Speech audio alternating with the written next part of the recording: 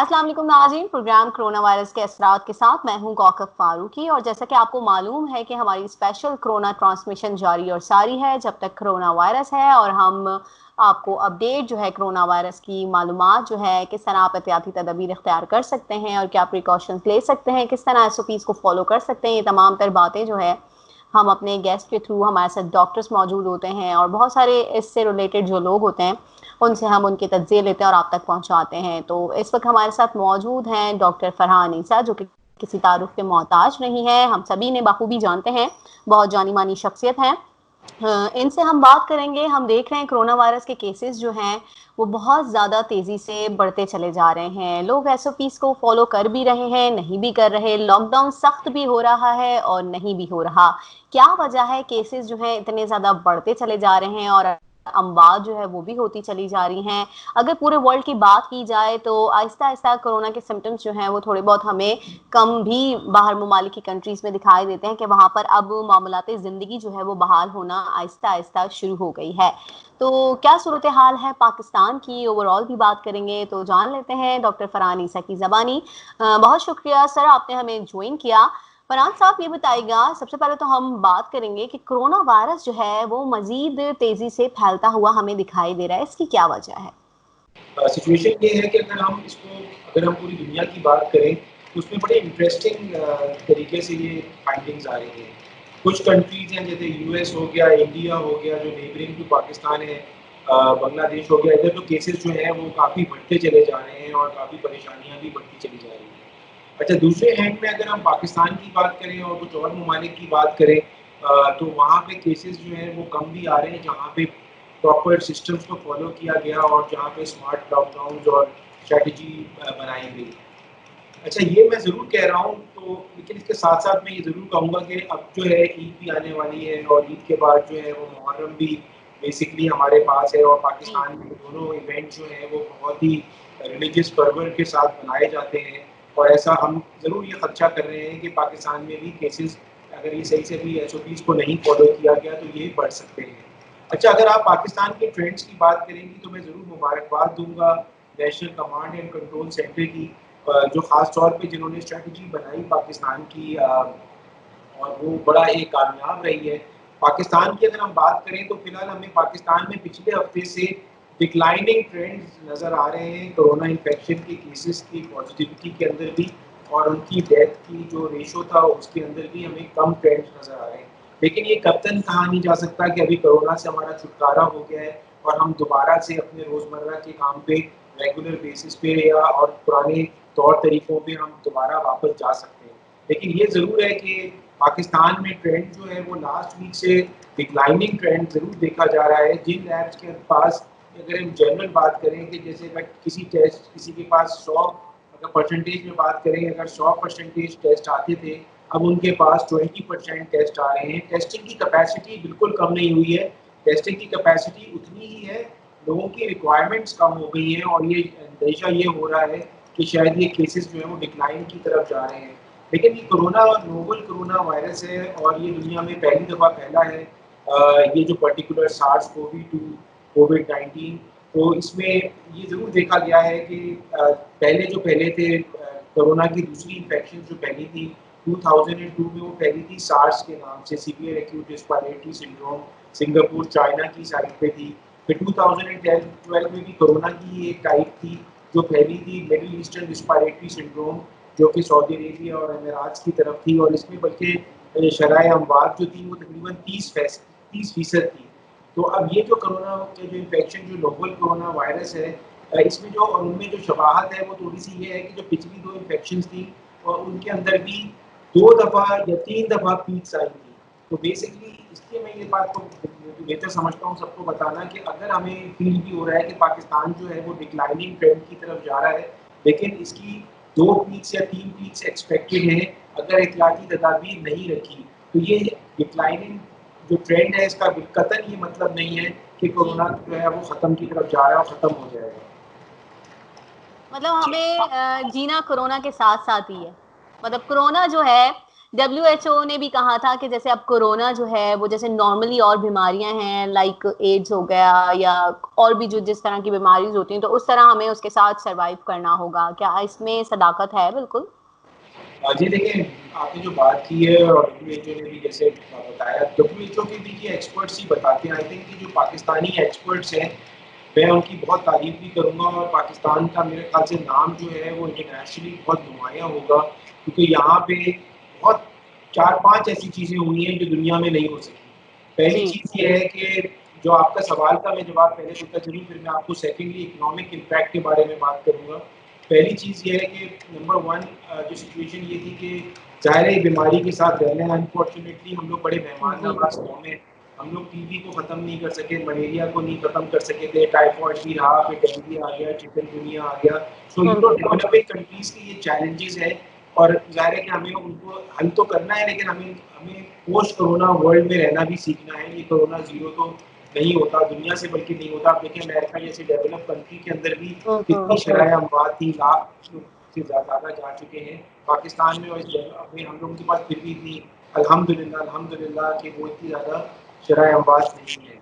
ख़्याल रखना ज़रूरी है, लेकिन जो मैं आपको एक नई बात भी बताना चाह रहा था, पाकिस्तानी साइंटिस्ट ने जो स्टडीज़ की हैं, जैसे पाकिस्तान में जो ये वायरस आया है, उसमें 9 म्यूटेशंस हो चुकी हैं। ये हमारे पाकिस्तानी साइंटिस्ट और हम लोगों को नज़र आया है, जो कि जिसकी मदद से वैक्सीन की प्रिपरेशन भी बड़ी हेल्पफुल हो सकती है। इस वक़्त भी चाइना की मदद से पाकिस्तान की जो यूनिवर्सिटीज़ और हम साइंटिस्ट काम कर रहे हैं, वैक्सीन ट्रायल पे चली गई है। तो कोविड-19 की आई थिंक पाकिस्तान में सबसे पहले उसकी पहल की। फिर पाकिस्तान एक ऐसा मुल्क था जहाँ पे मास्क भी बनते नहीं थे, पीपीईज़ नहीं बनते बिल्कुल। थे। तो जो भी यहाँ हमारे पे तो लोगों को डॉक्टर फरहान, यहाँ पे तो लोगों को सैनिटाइजर्स का भी इतना कुछ हाव-नो नहीं था। जी, बिल्कुल नहीं था, लेकिन आप देखिए ना आपके सैनिटाइज़र्स भी बन रहे हैं और सारी ये पीपीईज़ वगैरह भी बन रही हैं और अब मैं समझता हूँ वेंटिलेटर्स कि भी यहाँ पर तैयार हो रहे हैं अब। जी, वेंटिलेटर्स भी बन रहे हैं और आई थिंक कि ये भी एक हॉलमार्क है कि किसी की प्रॉब्लम को सॉल्व करना और उसको कैसे अपॉर्च्युनिटी में कन्वर्ट करना। और मैं अभी भी बैठा हुआ हूँ बदर एक्सपो, एक बहुत ही नामवर एक ऑर्गेनाइजेशन है पाकिस्तान की, उनके साथ कि और अब ये लोग और भी प्लान्स बना रहे हैं जो कि पाकिस्तान को और इंटरनेशनल मीडिया के अंदर जो है वो हाईलाइट करेंगे। और आई थिंक कि वी हैव अमेजिंग पीपल जो कि अमेजिंग तरह से रिस्पॉन्ड कर रहे हैं इस कोविड क्राइसिस से। All said and done, Covid जो है एक रियलिटी है। अनफॉर्चुनेटली कोविड के बारे में बड़ी रूमर्स भी थी और सिर्फ पाकिस्तान में नहीं थी, इंटरनेशनली भी थी कि G5 जी। टेक्नोलॉजी का हमारा मसला सोशल है। मीडिया जो है रूमर्स फैलाने में बहुत आगे होता है। मैं जी सोशल मीडिया की रूमर्स को नहीं कहूँगा, मैं तो कहूँगा सोशल मीडिया के बहुत सारे उस यूनिवर्सिटी से निकले हुए ग्रेजुएट्स हो गए हैं अनफॉर्चुनेटली, जो फेक न्यूज़ के ग्रेजुएट्स हैं और वो जी। ये गलत इन्फॉर्मेशन देते हैं। तो आई थिंक कि आपके जैसे प्रोग्राम्स जो हैं वो आगाही भी क्रिएट करेंगे। कोविड एक बिल्कुल एक रियलिटी है। ये तो आइडेंटिफाइड है ना, इसके तो जो आरएनए जो वायरस है वो तो देखा जा सका है।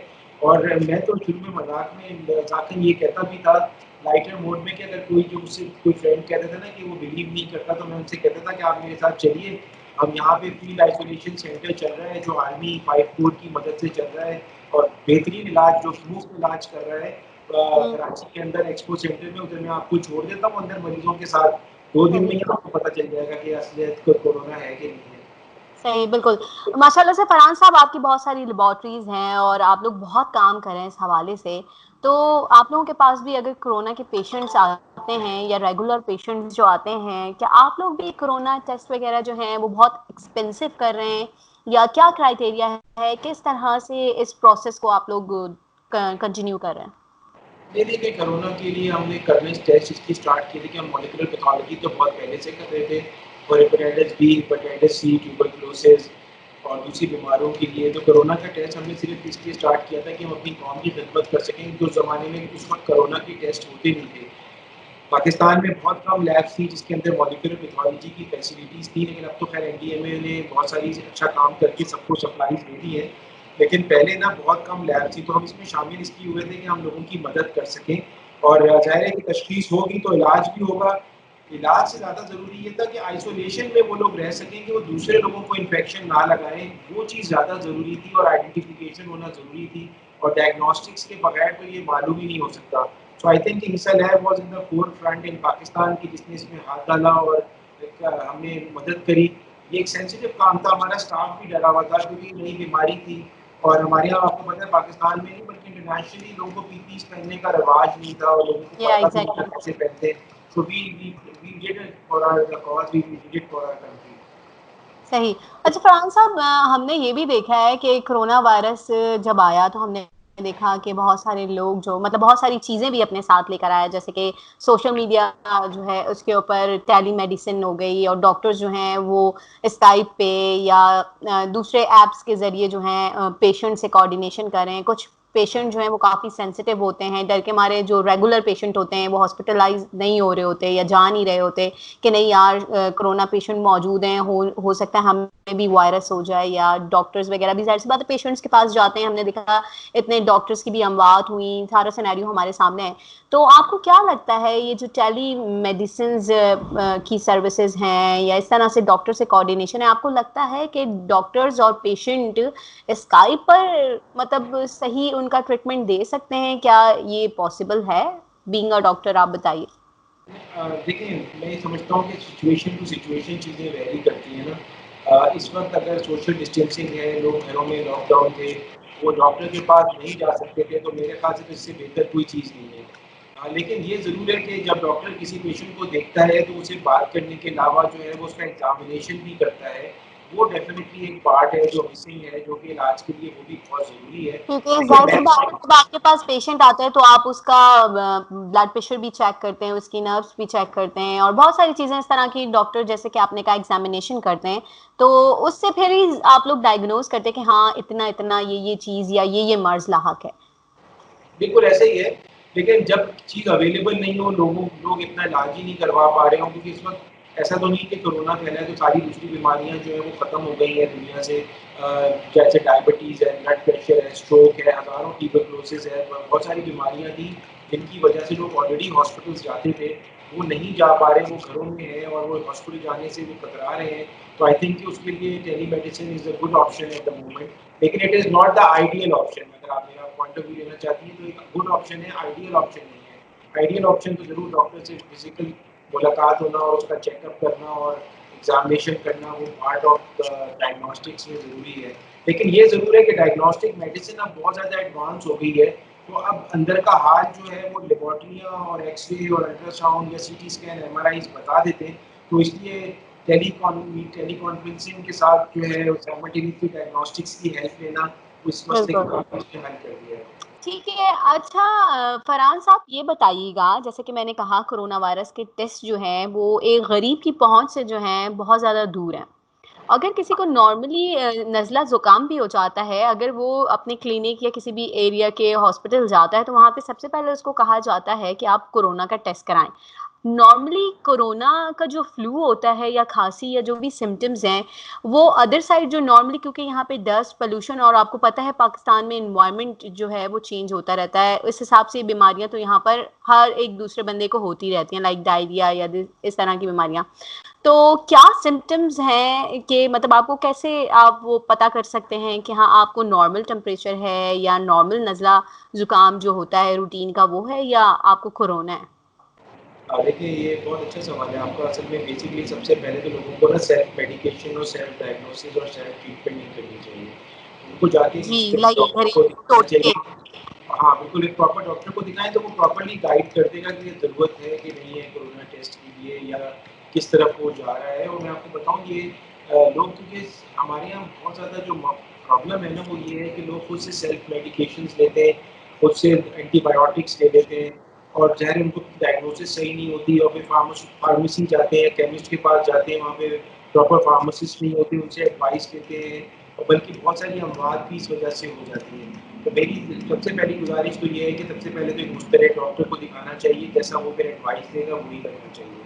अच्छा, अब इसकी जो ये 3-4 चीज़ें हैं जिनमें डिफ़रेंस करना ज़रूरी है ना, एक होती है जिसको हम कहते हैं कॉमन कोल्ड। कोल्ड में सिर्फ़ नज़ला होता है, नज़ला ज़ुकाम, दैट्स इट। छींकें आती हैं, वो ज़ाहिर है कि अच्छा दूसरा होता है फ्लू। फ्लू में क्या होता है नज़ला ज़ुकाम, खाँसी भी होती है और बलगम भी आता है, बुखार भी होता है। और तीसरा जो है वो एलर्जी भी है, एलर्जी के अंदर भी नज़ला ज़ुकाम आता है और जो एलर्जी के पेशेंट्स हैं उनको ऑलरेडी पता होता है कि हमें इस चीज़ से एलर्जी हो रही है। तो वो अपने आप को खुद भी उनको अंदाज़ा हो जाता है कि वो रिपीटेडली हो रही होती है। कोरोना के जो मेन साइन सिम्टम्स हैं वो ये होता है कि उनको खांसी आती है बगैर, सूखी खांसी जिसको कहते हैं, और बुखार होता है, और अगर आगे कंडीशन ख़राब हो जाए तो ज़ाहिर है सांस लेने में दुश्वारी होती है। पहली चीज़ ये है कि बाकी सारी चीज़ें, जैसे मैंने आपसे अभी बात की थी कि बाकी सारे जो चैलेंजेस हैं वो भी चल रहे हैं और कोविड भी चल रहा है। तो सबसे पहले तो डॉक्टर को दिखाएँ, लेकिन इसमें कोरोना के अंदर जो चीज़ें, जो इसके बारे में स्टैटिस्टिक्स बताना चलूँ कि 30 से 35% लोग ऐसे होंगे जिनके अंदर कोरोना की इन्फेक्शन होगी, लेकिन कोई अलामात भी नहीं होंगी, उनको पता भी नहीं चलेगा, लेकिन वो दूसरे को लगा सकते हैं इन्फेक्शन। ख़ास तौर पे जिनका इम्यून कॉम्प्रोमाइज़्ड है, जैसे बड़े हैं, बूढ़े हैं, या जो कैंसर के पेशेंट्स हैं, या जिनके अंदर ब्लड प्रेशर, डायबिटीज़ बहुत अरसे से है और कंट्रोल नहीं है, उनको ये लगा सकते हैं। दूसरी जो चीज़ है कि 50 से 60% लोग ऐसे होंगे जो कि जिनको एक दिन बुखार होगा या सर में दर्द होगा, थकन सी फील होगी, और वो पैरासिटामोल लेंगे, और 1-2 दिन में ठीक हो जाएँगे। तो ये परसेंटेज तकरीबन 96-97% बन जाती है। तो 3% लोग ऐसे होंगे जिनको हॉस्पिटल जाने की ज़रूरत पड़ सकती है, उसमें से कुछ जो है वो ठीक है। ज़्यादा सीरियस भी हो ठीक है, सकते हैं। डॉक्टर फरहान ये भी बताएगा जो कि नॉर्मली जो सांस के पेशेंट होते हैं जिनको सांस की बीमारी होती है लाइक एस्थमा हो गया या इसके अलावा जो भी लंग्स प्रॉब्लम होती है तो उनको किस तरह से वो अपने आप को सेव कर सकते हैं इस कोरोना से?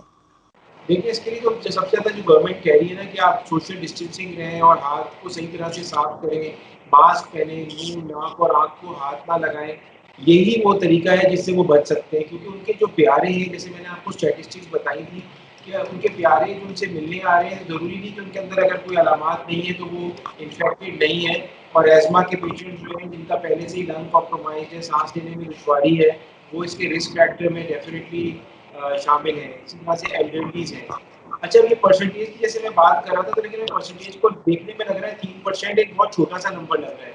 लेकिन अगर हम कराची की बात करते हैं, जहाँ पे लेट्स से अगर 2 करोड़ या 3 करोड़ की पॉपुलेशन है, लेट्स से हम कहते हैं 2 करोड़ की पॉपुलेशन है, तो 2% जो है ना वो 400,000 पेशेंट्स बनते हैं, जो स्टैटिस्टिक्स के हिसाब से सीरियस हो सकते हैं। सिंध के अंदर, पूरे सिंध के अंदर वेंटिलेटर्स जो हैं वो 2000 भी नहीं है। तो अब आप सोचें कि अगर इसको 5000 भी कर दिया जाए और 4 लाख लोग अगर इसमें सीरियस होते हैं, तो ये अनबिलीवेबल नंबर है जिसको कोई भी हैंडल नहीं कर सकता। अमेरिका जैसे डेवलप कंट्रीज भी जो है वो हैंडल नहीं कर पा सकते थे, और यूरोप के बहुत सारे कंट्रीज ने तो फैसला करना पड़ा कि एल्डरली जो पहले ही तबीयत ख़राब है और जो सीरियस है, उनको वेंटिलेटर की सपोर्ट से हटा दिया जाए और उनको लगाया जाए, कि जो कि बच सकते हैं। तो ये बहुत मुश्किल फैसले हैं जो दुनिया में हो रहे हैं, जो डॉक्टर्स कर रहे हैं, और इन फैसलों से बचने के लिए, अपनी ज़िंदगी को बचाने के लिए सबसे ज़रूरी ये है कि हम एहतियाती तदाबीर करें, सोशल डिस्टेंसिंग रखें, बिला जवाज़ बाहर से ना निकलें। ज़ाहिर है इकॉनमी का पहिया चलना भी ज़रूरी है ना, इकॉनमी को तो नहीं रोक सकते। या ये पहला है एग्री कि बिल्कुल। हेल्थ और इकॉनमी का जो कि दोनों को बैलेंस रखना बहुत ज़्यादा ज़रूरी है, और इकॉनमी का पहिया जब ही चल सकता है कि जब गैर ज़रूरी लोग बाहर ना निकलें और तफरी ना करें और इसको सीरियसली कंसिडर करें, तो इकॉनमी को चल सकता है। पाकिस्तान के लिए ख़ास तौर पे बहुत इम्पोर्टेंट है कि जो है वो इकॉनमी, क्योंकि गरीब मुल्क है, इतने फाइनेंशियल रिसोर्सेज नहीं है। तो अभी बकरा ईद आ रही है, या जैसे मुहर्रम आ रहा है, उसमें ख़ास ख्याल रखना बहुत ज़रूरी है कि ऐसा ना हो कि हम दूसरे स्पाइक की तरफ चले जाएँ, दूसरी पीक की तरफ चले जाएँ, और फिर ये मसला जो है जो कि ख़त्म की तरफ जा रहा है, वो फिर तूल पकड़ लें और अगले जनवरी फरवरी तक हम इसी किश्ती के सवार रहें।